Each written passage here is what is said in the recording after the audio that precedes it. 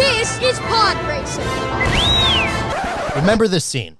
It's going to be important later, trust me. Anyway, The Phantom Menace. This movie came out before I was born, but from all the merchandise debris that's been left behind by its absolute explosion into the cultural zeitgeist, I can tell it was a pretty huge deal. The hype was insane, as it was the first Star Wars film in 16 years, and it almost made $1 billion worldwide, becoming the second highest grossing movie to that point in history. Though it's definitely evolved past a lot of the toxic, Jar Jar-centric Gen X prequel hate it was faced with for the first 15 or so years of its existence, it still doesn't seem to be seen as much more than a fun, all-ages adventure. Like, I feel like even most people who love the prequels don't prefer it as much as its successors. While Attack of the Clones and Revenge of the Sith are remembered for their epic battles, emotional intensity, and tragic portrayals of societal collapse, the more lighthearted Phantom Menace is sooner recalled for its questionable CGI caricatures, expository dialogue, and over-the-top lightsaber stunts. But beneath all the Jar Jar shenanigans and glupshido extravaganzas, this movie is a lot smarter than you think.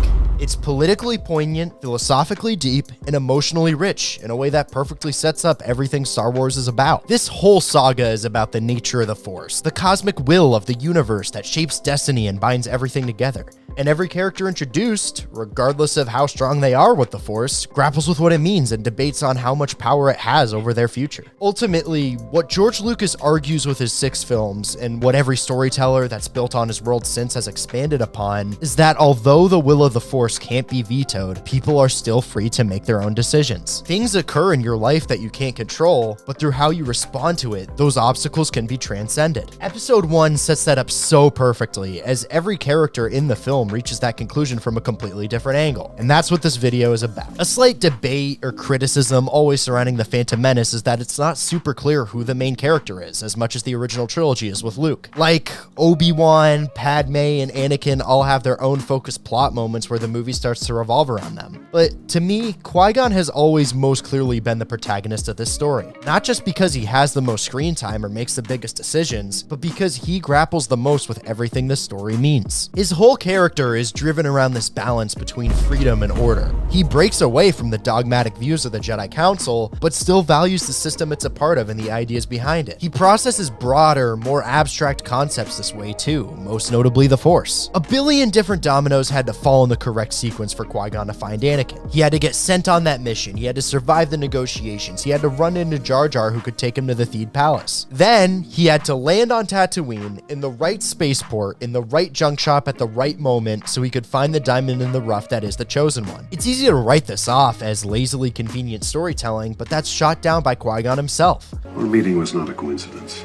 Nothing happens by accident. The Force is what presents Qui-Gon Jinn with Anakin Skywalker, but it isn't the end-all be-all in deciding the boy's future. Qui-Gon continues to make choices that help the boy, rigging Watto's chance cube to get him out of slavery, and deciding that he will be trained anyway despite the disapproval of the Council. Qui-Gon recognizes that the Force has a will that brought him to Anakin, but he understands that if he left everything up to the will of the Force, like the chance cube's landing or the Council's verdict, Anakin wouldn't be trained. This suggests that when the universe presents you with the right door, it isn't going to walk through itself. You have to take initiative. Not only does Episode 1 perfectly establish how the Force shapes your individual path, but also how it shapes the paths of those around you. George Lucas's philosophy about individual choice surviving cosmic certainty doesn't only apply to the spiritual heart of the Phantom Menace, but also the social one. Queen Padme Amidala of the Naboo may not be a Jedi, but she grapples with the concepts of things she can't control just as much as any Force user would. However, she experiences a very different side of it. While the will of the Force leads Qui-Gon to destiny and discovery, it leads Padme to stress and disappointment. No matter what she does, she can't stop the Trade Federation from invading her planet, and she can't change the fact that the broader Republic voted against sending more aid. The Force hits her with all these obstacles that she can't take down, but she uses her tenacity and adaptiveness to find a way around them. Instead of letting Newt Gunray have what he wants, as the powers that be let him get away with it, she decides to fight against him herself, rallying the Gungans to her cause by humbling herself to Boss Nass and befriending the Jedi who continue to fight by her side. Through her character arc, Lucas conveys that there are things in life that you can't control. The Force and the people it connects you to will do things to you that are out of your hands. But how you handle that is entirely up to you.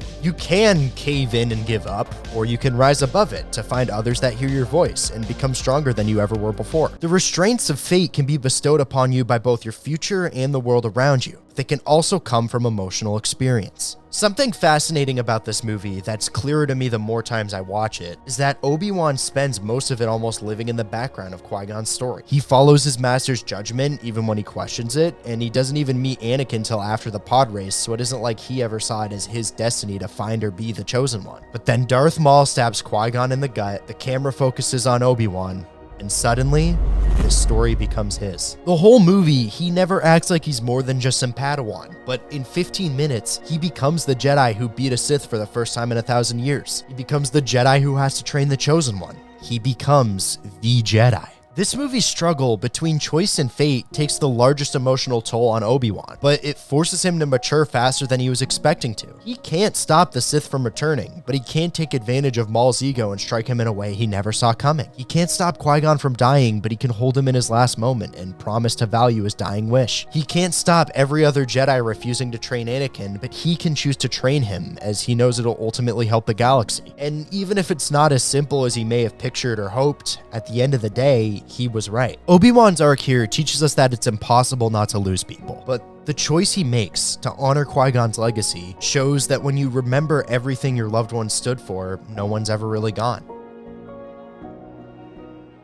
I've spent most of this video discussing how this idea of accepting what you can't control and taking initiative over what you can makes The Phantom Menace a great movie, and it ripples through every single character in its ensemble. Jar Jar can't overcome his clumsiness, but his loyalty to his friends still lets him become a hero in the battle against the droids. Maul works as a counterexample to this. He never questions his identity as the Sith who will bring revenge upon the Jedi and fails to improvise around it, which is why when Obi-Wan cuts him in half, he blinks for the first time in the whole movie out of shock. The reason why I think this works so well as the saga's beginning is the weight of this philosophical notion doesn't only strengthen the first Star Wars episode, it ripples through every Star Wars story ever told. Qui-Gon teaches us it's our responsibility to walk through the right doors when the Force presents us with them. That's what Han Solo does when he takes the job with Tobias Beckett. That's what Kanan Jarrus does when he reveals himself as a Jedi. And that's what Luke does when he decides to join the Rebel Alliance. The Force opens doors, but heroes walk through them. Padme shows us that we can't undo the galaxy we're handed, but we can fight to change it. That's what Yoda does when he accepts his role is to train the next generation so the Sith can be defeated. That's what Cassian does when he decides to stop drifting and commits to a life of revolution. And that's what Leia does when she watches her whole planet explode before her eyes, but decides to keep being a strong leader anyway. The Force creates struggle, but heroes find adversity. Obi-Wan shows us we're destined to lose those we care about, but it's how we remember them that matters. That's what Ezra does when he honors everything Kanan taught him and uses that to save Lothal. That's what Ben does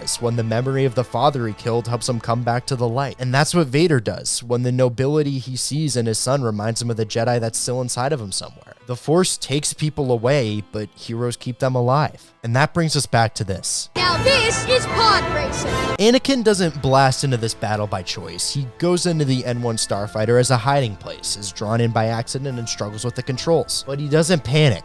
He adapts. He kicks ass. He saves everyone. He even has fun. Forces beyond him brought him out there, but he chose how he responded to it. That was all up to him. This moment is the Phantom Menace. This moment is the Star Wars story. This is pod racing.